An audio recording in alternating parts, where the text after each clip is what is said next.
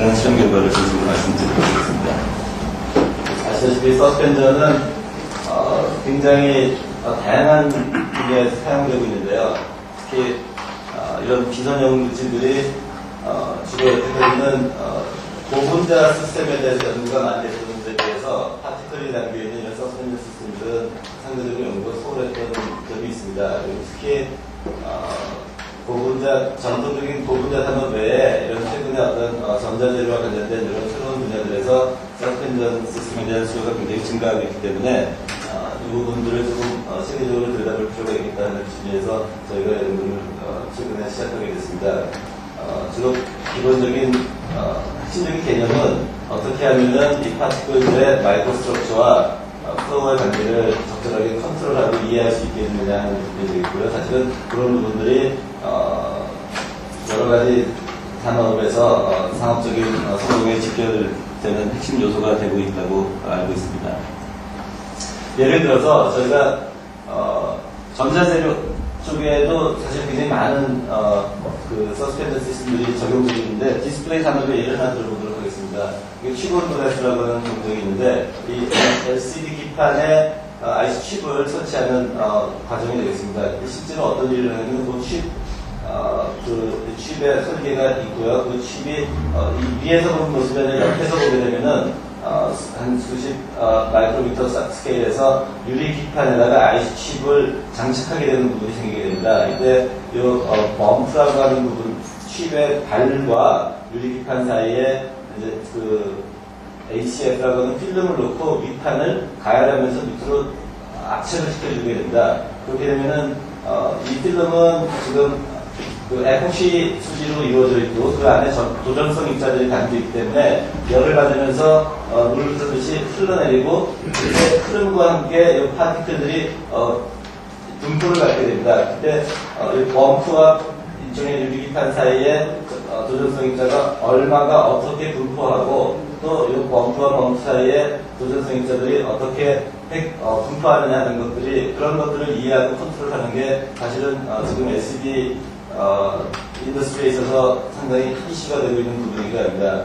이런 것들이 지금 이 COG라고 하는 공정이 결국 이런 공정에 해당되고 있는데 이런 것이 판넬 대형화로 특히 이제 워터블럭에서 굉장히 핵심적인 기술이기 때문에 여기에 대해서 사람들이 최근에 관심을 많이 가지는 걸로 알고 있습니다. 이 문제는 우리가 디스플레이 산업에 이해가 되겠습니다만 실제로 기술적인 관점에서 본다면 아주 전형적인 입자계의 점탄성 유동 문제가 되겠습니다. 물론 지오메트리가 복잡하고 범프 때문에 지오메트리가 복잡하고 그다음에 범프를 구성하고 있는 여러 가지 그 디자인들이 IC 칩의 디자인들이 굉장히 복잡한 유동을 유발시키고 있고요. 그다음에 너나 엑스만하고 캠페 리액션이 수반될 수도 있습니다. 그런데 결국 제일 핵심적인 기술은 입자가 들어가 있는 입자계 점탄성 유동 문제가 되겠습니다. 그래서 입자하고 유동하고 인터랙션에 의해서 최종적으로 위판이 완전히 내려온 상태에서 입자 분포가 어떻게 될 거냐는 것을 우리가 이해하고 컨트롤하는 게 실제로 산업적인 측면에서 굉장히 중요한 요소가 되겠습니다. 그래서 이런 서스펜전 쪽에 서스펜전 위아래 또는 파티클들이 있는 이런 서스펜전 시스템에 굉장히 이슈가 되는 것들은 이런 것들입니다. 그리고 파티클 시스템들은 좀 언스테이블한 문제가 있기 때문에 우리가 정량화를 어떻게 할 거냐는 부분들이 여전히 쉽지 않은 문제입니다.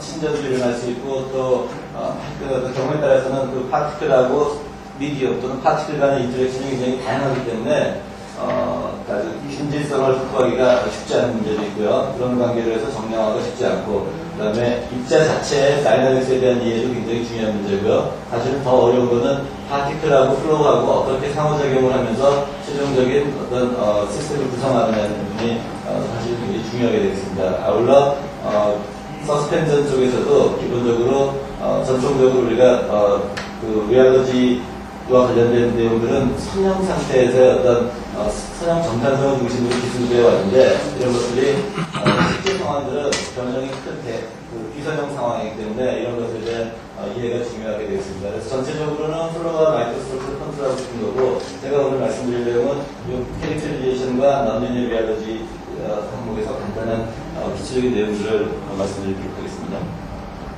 여러분들 아시다시피 선형 점산성에 대한 것은 이런 다이나믹 테스트를 수행해서 우리가 사이노소이드랑 스트레인을 주고 거기서 나오는 스트레스를 매주해서 위상차가 얼마큼 되고 그 다음에 맥시멈 앰플리튜드가 어떻게 되느냐는 그 두 개를 매주해서 소위 이제 스토리지 모델로서 러스 모델로스를 측정하고 그 두 개를 가지고 시스템을 이해하고 있는데 사실은 이거는 여러분도 아시다시피 선형 상태에서만 성립하는 얘기입니다. 실제로 비선형이 되면은 그렇게 단순하지 않고 내용이 좀 복잡해집니다. 특히 스트레스가 단지 인풋 프리퀀시에 대한 사이너스뿐만이 아니라 그거의 하이 하모니 컨트리뷰션들이 발생하기 때문에 완전히 사이너소이드를 하기보다는 실제로 어떤 변형된 형태를 갖게 되고요. 자세한 내용은 좀 이따 말씀드리겠습니다. 변형된 형태를 가지고 있기 때문에 사실은 기존 선형 점산성에서 우리가 통상적으로 쓰는 기법을 사용하면 문제의 소지가 발생하게 됩니다. 특히 그런 이유로 인해서 우리가 비선형 거동을 해석할 때는 프레시 트랜스폼 기법을 이용하는 게 합리적이 되겠습니다. 그래서 실제로 우리가 어떤 스트레스 시그널을 자세히 분석해보고 그걸 프레시 트랜스폼에서 프리퀀시 면에서 생각해보면은 인풋으로 주어진 프리퀀시 외에도 하이어 하모닉 컨트리뷰션이 발생하기 때문에 이런 것들을 정확하게 이해하는 것이 실제 시스템을 이해하는 데 굉장히 핵심적인 내용이 되겠습니다. 구체적으로 예를 들자면은 사실은 그래서 시스템을 선형 상태에서 이해하는 것보다 비선형 상태에서 이해하는 게 굉장히 중요하게 되고 그러려면 프레시 트랜스폼 기법이 이용돼야 되는데 실제로는 이런 노이즈가 발생하기 때문에 기계에 온갖 종류의 노이즈들이 들어가기 때문에 데이터를 해석하는 게 쉽지 않습니다. 실제로 이 프레시 트랜스폼 리얼리즘이라고 하는 것 자체가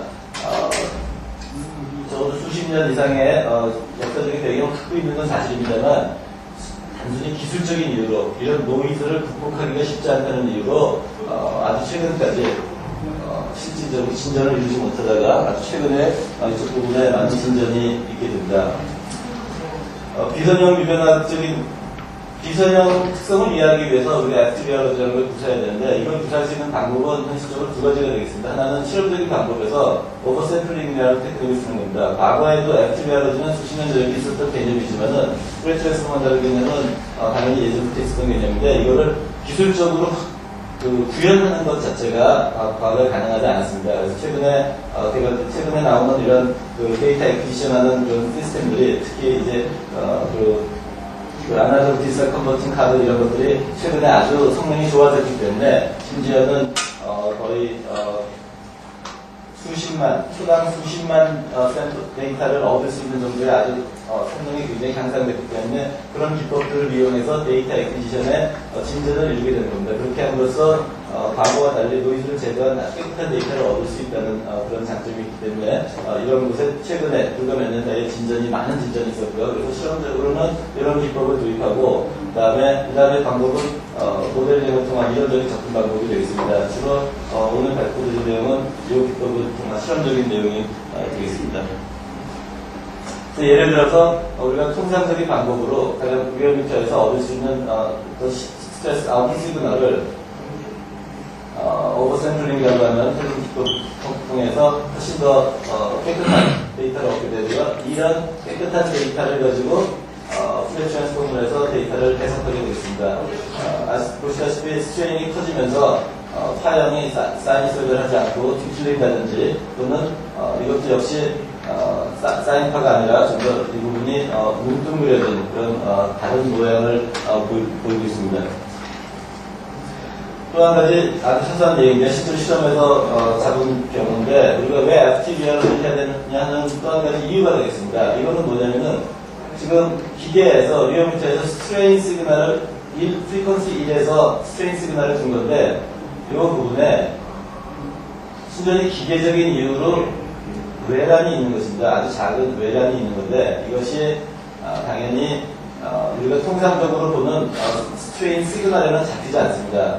그리고 이런 스트레인 시그널을 줬을 때 잡히는 스트레스에서도 당연히 그게 나타나지 않습니다. 그런데 이 스트레스 시그널을 프레시 트랜스폼에서 보면은 그 피크 말고 메인 피크 말고도 이 외란이 있었던 자리에 시그널들이 잡혀줍니다. 결국 실제 있던 스트레인은 이런 높은 프리퀀시에서 외란이 들어가서 반영이 되지만은 우리가 관찰할 때는 그런 것이 관측되지 않고요. 또 아웃풋에도 나타나지 않지만은 그걸 다시 다시 퓨리어 트랜스폼에서 분석해 보면은 이런 시그널이 잡히는 그만큼 퓨리어 트랜스폼이라는 게 정교하기 때문에 비선형 해석을 하는 데 있어서 굉장히 유용하다는 말씀을 드리는 것입니다. 비선형 유변학 쪽에서 한 가지 또 말씀드리고 싶은 것은 저희가 최근에 확인한 거에 의하면 우리가 통상적으로 보고 있는 G', G''이라고 하는 것들이 사실 이제 스트레인이 커지면서 일정하다가 벗어나게 됩니다. 그 일정하다 벗어나는 거 이게 통상적인 폴리머 솔루션과 멜트에 나타나는 거동인데 이런 거동 말고도 다양한 특히 기본적으로 한 4가지 정도의 거동이 있다는 것을 저희가 확인할 수 있었습니다. 특히 첫 번째 거동을 제외하고 나머지 것들은 상당히 마이크로스트럭처에 민감한 시스템들입니다. 꼭 서스펜전뿐만 아니라 여러 가지 복잡한 컴플렉스 시스템에 많이 나타나고 있는데 서스펜전의 경우에도 이런 거동들이 얼마든지 관측될 수 있습니다. 그리고 그 거동의 차이가 바로 마이크로스트럭처에 아주 민감한 차이를 나타내주기 때문에 이런 타입으로서도 우리가 시스템을 구분할 수도 있고요. 각각의 거동과 이런 비선형 거동과 마이크로스트럭처가 어떤 관계를 갖는다는 걸 이해하는 게 굉장히 중요한 문제가 되겠습니다.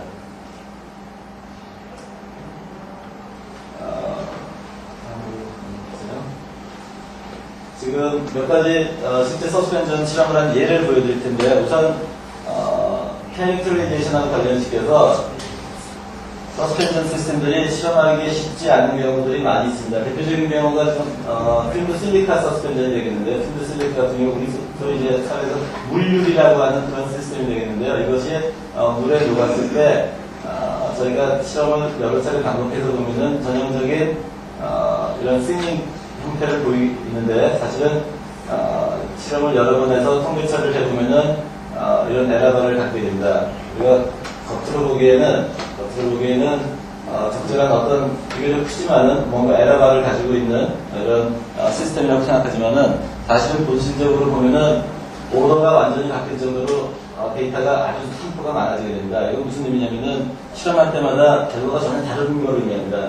지금 이렇게 극단적인 경우는 사실은 필드 실리카가 물에 녹아있는 경우에만 우리가 쉽게 볼 수 있고 좀처럼 이렇게 극단적이지 않고 대부분은 경우에 따라서는 깨끗한 실험 재현성을 확보할 수 있는데 이런 시스템들은 이렇게까지도 재현성이 차이가 날 수 있기 때문에 실제로 산업 현장이라든지 실험실에서 실험을 할 때 굉장히 주의하지 않으면 안 되는 부분입니다. 그 이유는 필드 실리카의 표면에 많은 OH 그룹이 물에서는 여러 가지 다양한 마이크로스트럭처를 형성할 수 있기 때문에 거기서 생기는 문제를 보고 있습니다. 마찬가지로 슈어 레이트의 함수로서도 역시 상당히 많은 에러더를 가지고 있고요. 거의 2데케이드에 걸친 큰 각 차이를 보이기 때문에 사실은 할 때마다 마치 전혀 다른 물질인 것처럼 보일 수도 있습니다. 필드 실리카의 경우는 사실 그래서 이거 자체로도 굉장히 연구할 게 많게 되겠지만은 지금 단지 필드 실리카 같이 그렇게 특이한 시스템, 주의해야 되는 시스템도 있다는 걸 말씀드리고요. 지금 머티리얼을 다음 시스템으로 넘어가고 있어요. 이건 PMMA 파티클을 한 10마이크론 정도 사이즈가 되는 PMMA 파티클을 PPG에 놓은 경우인데 이 경우는 사실은 재현성이 깨끗하게 나옵니다. 그래서 시험을 다시 해도 커브가 거의 다르지 않은. 하지만은 또 이런 시스템을 봐도 우리가 프리퀀시 스윕을 했을 때 거동을 봐도 독특한 부분을 볼 수 있습니다. G' 마치 모두가 두 개가 있는 것처럼, 두 개가 커플되어 있는 것처럼 낮은 프리퀀시에서 피크가 발생하고요. 그 다음에 전도도 컴플렉스 비스커시도 yield 거동이 낮은 쪽에서 있지만은 거의 두세 데케이드에 거쳐서 플랫한 독특한 거동을 보여주고 있습니다. 이 물질에 대해서 조금 더 자세히 보면은 이 물질도 우리가 리얼터에 로딩을 하고 통상적으로 우리가 폴리머 솔루션이나 폴리머 멜트 실험하듯이 실험하면 굉장히 위험할 수 있는 게 상당히 긴 시간에 걸쳐서 거의 20초 이상의 긴 시간에 걸쳐서 나름대로 안정한 구조를 갈라가는 그런 경향이 있습니다. 트랜지션 거동이 상당히 길기 때문에 우리가 이런 과정들을 적절하게 컨트롤하고 이해하지 않으면은 역시 마찬가지로 실험할 때마다 오차가 많이 나는 그런 양상이 되겠습니다. 실제로 매그니튜드뿐만이 아니라 스트레스 시그널 자체도 양쪽의 시간이 지난 다음에 비교해보면 모습이 상당히 다르다는 것을 알 수 있습니다. 그래서 여기서 말씀드리자면은 서스펜전 시스템들이 이렇게 실험을 할 때 굉장히 주의를 해야 되고, 그 다음에 그 과정에서 마이크로 스트럭처가 계속 변하고 있다는 것을 알 수 있습니다. 마찬가지로 충분히 이퀄리브레이션이 됐다고 생각하더라도 우리가 스트레인을 증가시켜가면서 보면은 스트레스 패턴들이 굉장히 다양하게 나타나는 걸 다양한 형태로 나타나는 걸 볼 수 있고요. 그 다음에 예를 들어서 100%와 720%의 스트레스를 가지고 프레 트랜스포메이션을 보면은 서드 피크가 하이 하모닉 컨트리뷰션이 굉장히 크게 나타나는 걸 알 수 있습니다. 하지만은 스트레인이 더 커지면은 오히려 하이 하모닉 컨트리뷰션이 작아지는, 상대적으로 작아지는 걸 볼 수 있고요. 그 다음에 우리가 통상적으로 보는 스트레인 스위브라는 커브를 보면은 약간의 스닝 후에 추적가가 작아지는 오버슛 현상을 볼 수 있습니다. 저희가 아까 네 가지 타입 중에서 보면은 네 가지 중에 한 가지 유형이 되겠는데요. 이런 버전을 보이고 있습니다. 물론 시스템에 따라서 이렇게 스윙 후에 오버슛을 보이는 이런 것들이 시스템에 따라 달라질 수 있고요. 또 미디움에 따라서 파티클하고 미디움하고의 상호작용에 따라서 얼마든지 달라질 수 있습니다. 그 중에 한 예를 보여드리는 거고요. 전체적으로 이것을 프레 트랜스폼한 결과를 가지고 보면은 스트레인이 커지면서 비선형성이 증가하다가 어느 크리티컬한 스트레인 이후에서는 다시 비선형성이 감소합니다. 우리가 직관적으로는 스트레인이 커지면은 non-linearity가 증가하는 게 정상인데 어느 크리티컬한 스트레인 퍼센트 이후에서 감소한다는 얘기는 사실은 구조가 이 포인트를 전후로 큰 폭으로 바뀐다는 걸 의미합니다. 스트레인이 커지면서 비선형성이 증가하는 것 자체도 약간의 뭔가 마이크로 스트럭처가 바뀌고 있다는 것을 의미하고 있지만은 사실은 여기서 아주 큰 폭의 변화가 있다는 거. 아마도 파티클의 브레이크업 정도와 그런 것과 관련된 현상이라고 생각하고 있는데요. 그런 점이 서스펜션 시스템들의 특이성입니다. 모든 서스펜션이 그렇다고 생각하지는 않고요. 상당히 많은 서스펜션들은 스트레인이 커지면 아주 커질 때는 마이크로 스트럭처가 완전히 바뀌는, 그러니까 브레이크업 한 다음에 리어레인지하는 과정을 거치기 때문에 비선형성이 증가하다가 떨어지는 이런 양상들을 보이고 있습니다. 사실은 저희가 지금 보여드렸던 여러 가지 실험의 트랜지션 때에 관한 부분, 그 다음에 비선형성이 증가하다가 떨어지는 부분, 그 다음에 어떤 라우스 거동의 패턴에 대해서 이론적으로 사실은 충분히 재현이 가능합니다. 그러기 위해서 저희가 파티클 시스템에서 브라운 다이내믹 시뮬레이션을 다양하게 수행하고 있는데, 여러 가지 모델링을 다양하게 수행하고 있는데, 그 중에서 파티클 간의 인터랙션을 직접 고려할 수 있는 BD 시뮬레이션을 수행해보고 있는, 사실은 결과를 여기서 이 스테레오티피컬 부분은 소개를 하지 않겠지만은, 예를 들어서 파티클 간의 레나르스 포텐셜을 사용하고, 그 다음에 아까 봤던 그런 여러 가지 이펙트들을 우리가 실험을 수치적으로 테스트해보고 컨펌할 수 있습니다. 그래서 예를 들어서 이제 서멀 모션에 대한 이펙트라든지, 또 타임에 대한 트랜지션트 부분, 그 다음에 플로우에 대한 부분, 또는 프리시어를 줬을 때 어떤 차이가 나는 부분, 또는 머티리얼의 파티클 간의 상호작용하는 이 파라미터들이 달라졌을 때 어떻게 반응하는지 등등에 대해서 연구가 수행되고 있습니다. 하지만 오늘은 그 BD 부분은 자세한 내용을 말씀드리지 않고요. 아까 시험 내용으로 주로 제출하겠습니다. 전체적으로 보면 저희가 지금 하고 있는 것들은 서스펜션 시스템에 대해서 이제 프레 트랜스폼 리얼리티 부분을 저희가 지금 추적하고 있고요. 그 다음에 서스펜션에서 라우스 패턴이 다양하게 나타나고 있다는 것을 확인할 수 있습니다. 물론 이것이 마이크로 스트럭처랑 직접 관련있는 것이고요. 실험적으로는 프리미스 데카 시스템하고 PMA 시스템에 대해서 간단한 예를 보여드렸습니다. 그렇게 하면서 이제 아티리얼에서 나오는 하이 하모닉 부분, 그다음에 스트레스 패턴, 또는 여러 가지 상황들을 저희가 실험적으로 관찰할 수 있었고요. 그다음에 오늘 자세히 말씀드리지 않았지만은 모델링을 통해서 그런 것들을 충분히 확인할 수 있습니다. 모델링의 장점은 또 한 가지로 마이크로 스트럭처를 아주 깨끗하게 구할 수 있다는 장점이 있으니까 우리가 이런 실험적으로 관찰된 상황들을 이해하고 설명하는 데 상당히 유용하다고 볼 수 있겠습니다.